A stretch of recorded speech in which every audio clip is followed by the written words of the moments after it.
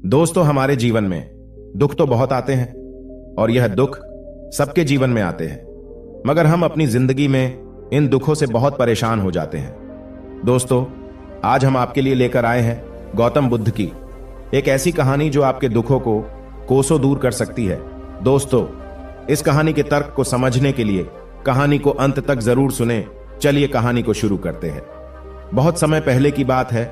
सबल नाम का एक व्यक्ति अपने जीवन से बहुत निराश था। उसकी निराशा का कारण यह था कि वह अभी तक कुछ नहीं करता था। उसके घर वाले उसे दूसरों का उदाहरण देकर ताने मारते थे कि वह सब तो कामयाब हो गए और तू यही का यही रह गया। जब भी वह कहीं बाहर जाता तो लोग उससे पूछते कि तुम क्या कर रहे हो, और उसे यह कहने में बहुत शर्म महसूस होती थी कि वह अभी कुछ नहीं कर रहा है, कुछ करने की कोशिश कर रहा है। धीरे धीरे उसने लोगों से मुंह छुपाना शुरू कर दिया। उसका दुख इतना बड़ा था कि उसको लगता था कि मैं धरती पर बोझ हूं और मेरे बस में कुछ भी करना नहीं है। मैं कुछ कर ही नहीं सकता हूं, तो मैं जी कर क्या करूंगा, मुझे मर जाना चाहिए। फिर एक दिन उसने नगर में गुरु को देखा जो दुख के ऊपर अपना प्रवचन दे रहे थे। गुरु ने कहा, दुख एक गुरु की तरह होता है जो आपको जीवन के बारे में समझाता है और बताता है कि यह आपको सही से जीने का तरीका देता है। आप चाहे तो दुख रूपी गुरु से जीवन जीना सीख सकते हैं या दुख में डूब कर रो सकते हैं। सबल भी यह बातें सुन रहा था।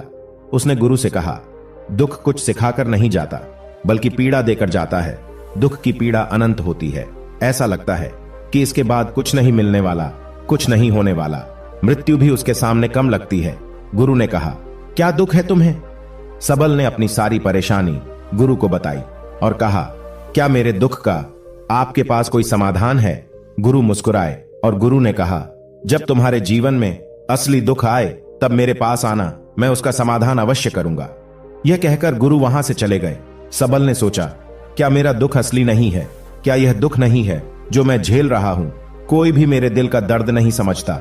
घर वाले नहीं समझते तो गुरु क्या समझेंगे? अपने दुखों से परेशान होकर सबल ने एक निर्णय लिया कि वह कुछ करके दिखाएगा। उसने एक छोटा सा व्यापार आरंभ किया।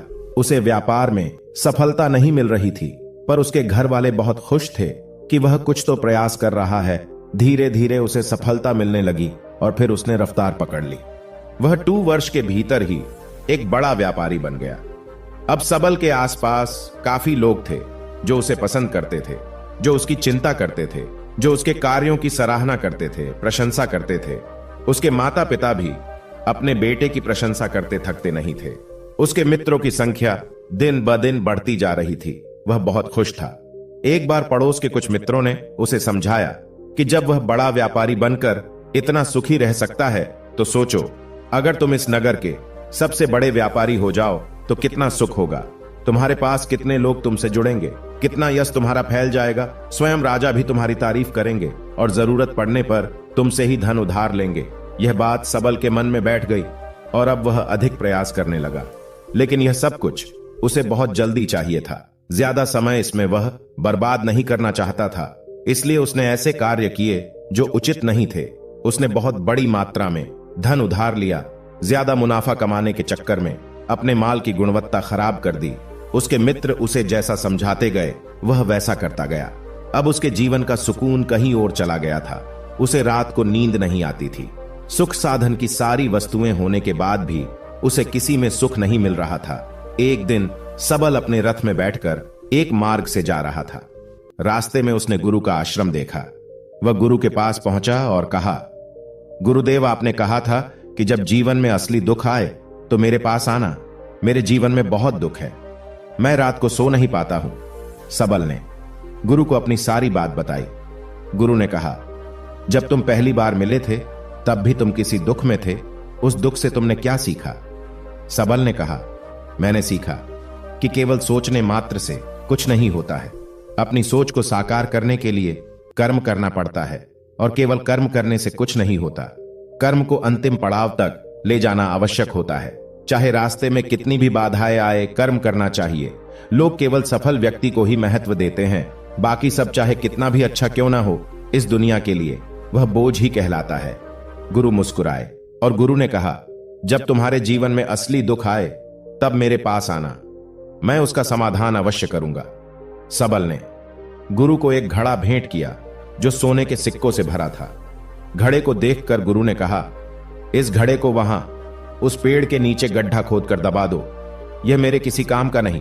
सबल ने ऐसा ही किया और वहां से चला गया। धीरे धीरे सबल को व्यापार में घाटा होने लगा और एक समय ऐसा आया जब उसके ऊपर बहुत कर्जा हो गया, पर वह निश्चिंत था क्योंकि कर्जा उसके मित्रों द्वारा ही उसे दिया गया था। वह सोचता था कि उसके मित्र उसके बुरे समय में उसका साथ देंगे, पर ऐसा कुछ नहीं हुआ। सबसे पहले मित्रों ने ही अपना उदार धन उससे मांगना शुरू किया। उसके शुभ चिंतक चाहने वाले सब उससे दूर हो गए। उसके पिता भी उसे उसकी गलतियों को गिनवाने लगे। उसकी सारी संपत्ति नीलाम हो गई, उसके पास कुछ नहीं बचा। उसने अपने पिता से सहायता मांगी। पिता ने कहा, मेरे पास यह थोड़ी सी ही संपत्ति है, अगर मैं तुम्हें यह दे दूं तो मैं तुम्हारी मां को कहां रखूंगा। हमारा आखिरी सहारा यही संपत्ति है। उसके जीवन में बहुत गहरा दुख था। उसके आसपास कोई भी ऐसा नहीं था जो उसे संभाल सके, लोगों से मिले। इस धोखे की वजह से वह टूट गया था। लगता था कि जीने का कोई मतलब नहीं है, मृत्यु ही एकमात्र सहारा है। वह मरने के लिए एक नदी की तरफ जा रहा था।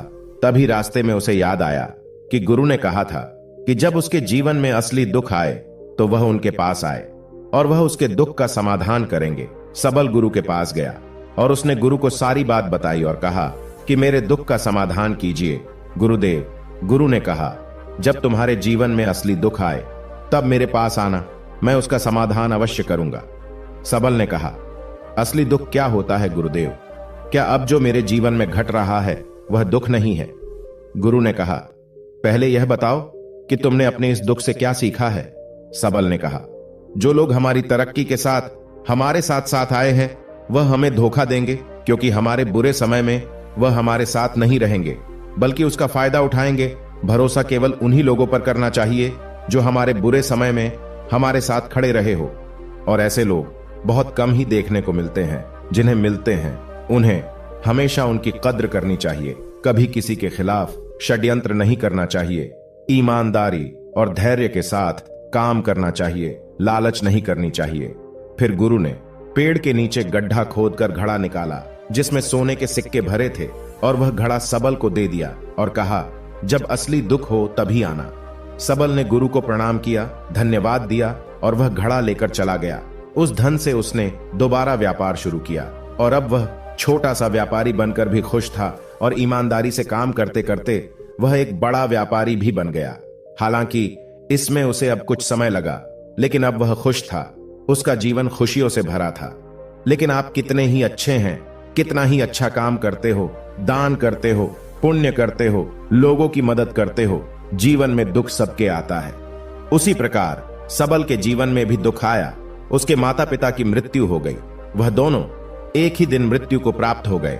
सबल अपने माता पिता से बहुत प्रेम करता था, इसलिए उसे बहुत गहरा आघात लगा। वह उन्हें शमशान ले गया। वहां पर उनकी अंतिम क्रिया की गई। सबल ने उन्हें चिता में जलते हुए देखा। उसका मन बेचैन हो गया। उसके मन में हजारों सवाल खड़े हो गए। वह घर वापस आया तो उसने अपने माता पिता की संपत्ति को देखा, जिसके लिए वह हमेशा लड़ते रहते थे। आज वह लावारिस पड़ी थी। उसकी देखरेख करने वाले, उसके लिए लड़ने वाले चले गए थे। उसके पिता ने जो भी इकट्ठा किया था सब यही रखा था। एक दिन पहले तक भी वह अपनी संपत्ति के लिए किसी से भी लड़ने के लिए तैयार थे, पर आज नहीं है। उसका मन बहुत बेचैन हो रहा था।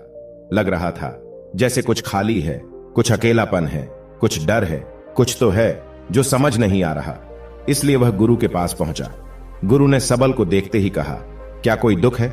सबल ने कहा, जीवन में वैसे तो कोई दुख नहीं है गुरुदेव, सब ठीक है, सब सुख है, पर आज मेरे माता पिता की मृत्यु हो गई और मेरा मन बहुत दुखी है। गुरु ने कहा, इसमें दुखी होने वाली क्या बात है? एक दिन सबके प्रियजनों को मर जाना है, तुम भी एक दिन मर जाओगे। सबल ने कहा, गुरुदेव आप यह क्या कह रहे हैं? मैं भी मर जाऊंगा, पर अभी तो मैं जवान हूं। गुरु ने कहा, इस प्यारे से भ्रम में तो सब जीते हैं कि मृत्यु बूढ़ों को आती है, जबकि उनके सामने ही जवान मर जाते हैं, बच्चे मर जाते हैं। मृत्यु का किसी की उम्र से कोई लेना देना नहीं है। गुरु के मुख से ये बातें सुनकर सबल वहां से चुपचाप चला गया, पर उसका मन बेचैन हो गया था। वह कुछ खालीपन सा महसूस कर रहा था। दिन रात वह अपने बारे में ही सोचता रहता था कि वह क्या कर रहा है, वह क्या है, हम क्या है, हम करने क्या आए हैं। उसे कोई जवाब नहीं मिल रहा था और उसका दुख बढ़ता ही जा रहा था। कुछ दिन बाद वह वापस गुरु के पास पहुंचा और गुरु को सारी बात बताई। गुरु मुस्कुराए और गुरु ने कहा, आज पहली बार तुम्हारी जीवन में असली दुख उत्पन्न हुआ है। वास्तव में यही है जो दुख कहलाने लायक है कि हमें नहीं पता कि हम क्या कर रहे हैं, कौन है हम और हमें क्या करना है। सबल ने कहा, गुरुदेव मेरे दुख का समाधान कीजिए।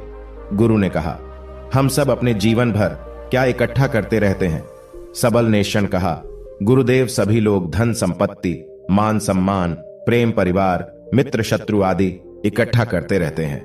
गुरु ने कहा, क्या इनमें से कुछ भी इकट्ठा करके हम अपने साथ ले जा सकते हैं? सबल ने कहा, नहीं गुरुदेव, इनमें से कुछ भी साथ नहीं जाता है।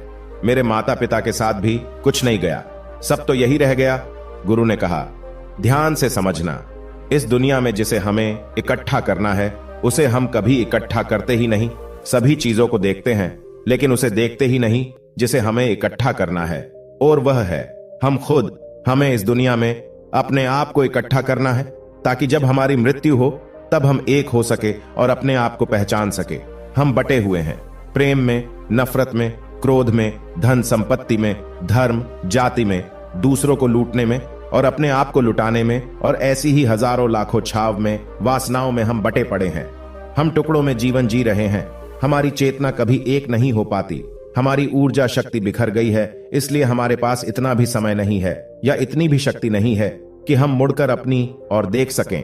वास्तव में लोग जिंदगी भर जिन्हें दुख दुख कहकर चिल्लाते रहते हैं और उनका समाधान खोजते रहते हैं, हमें उनका समाधान कभी मिलेगा ही नहीं, क्योंकि जिन्हें वह दुख कहते हैं वह दुख है ही नहीं।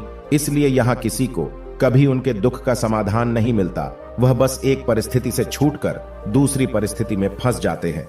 हमेशा एक ही समाधान नजर आता है और वह है मृत्यु, पर वह भी कोई समाधान नहीं है। इसलिए इन सब का अगर परम समाधान चाहिए तो अपने आप को इकट्ठा करो, अपनी ऊर्जा को इस संसार से वापस खींचो, उसे एकत्रित करो, अपने ऊपर ध्यान दो, अपने पर ध्यान लगाओ। मृत्यु से पहले अपने आप को पहचान लो, ऐसे ही बिखरे हुए मत चले जाना। सबल ने कहा, तो क्या गुरुदेव, हमें यह संसार छोड़ देना चाहिए, अपनी इच्छाओं को मार देना चाहिए, धन संपत्ति इकट्ठा नहीं करनी चाहिए? क्या हमें यहाँ किसी से प्रेम भी नहीं करना चाहिए? तब गुरु ने कहा, तुमसे इच्छाएं, कामनाएं और वासना ऐसी ही निकलती है जैसे पहाड़ से कोई पत्थर गिर रहा हो, जिस पर पहाड़ का कोई नियंत्रण नहीं है सिवाय देखने और परेशान होने के। ठीक उसी प्रकार इच्छाएं भी तुम्हारी इच्छा से निकलती है। सबल ने कहा, गुरुदेव आपने मेरे सच्चे दुख का निवारण कर दिया है, आपका बहुत बहुत धन्यवाद। अब मैं अपने आप को एकत्रित करूंगा। मानव शरीर में बहुत ऊर्जा है, बहुत शक्ति है, पर यह बेकार की चीजों में बटकर रह गई है, व्यर्थ की चीजों में लगी रहती है। दोस्तों, आपने इस कहानी से क्या सीखा, हमें नीचे कमेंट बॉक्स में कमेंट करके जरूर बताएं। धन्यवाद।